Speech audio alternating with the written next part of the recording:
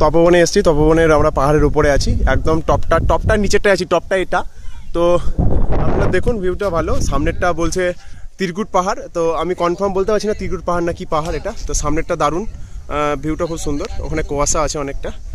তো ভিউটা দেখুন দর্শক, ঝিঙে আলু পোস্ত। তো ব্লগে থাকুন দোস্ত, যত থাকবেন তত মজার জিনিস দেখাতে থাকবো। দেখুন দেখুন দেখুন। আর একটা মজার জিনিস দেখলে হাসবেন না, কিন্তু মনে মনে হাসবেন না। দারুণ জিনিস, আপনি বলতে পারবেন না কি বটে এটা,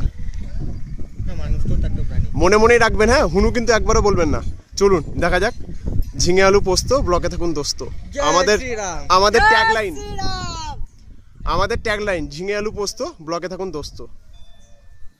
আমাদের ট্যাগলাইন, প্লিজ থাকুন থাকুন। আহা হা, কি নাজারা না, মন ছুঁয়ে গেল না? দেখুন তো একবার মনের মধ্যে হাত দিয়ে ছুলো মন। দেখুন দেখুন দর্শক, দেখুন। ওফ, গাড়িটাকে কতটাই ছোট লাগছে। তো দোস্ত, ঝিঙে আলু পোস্ত, ব্লগে থাকুন দোস্ত, আরো ভালো জিনিস পাবা।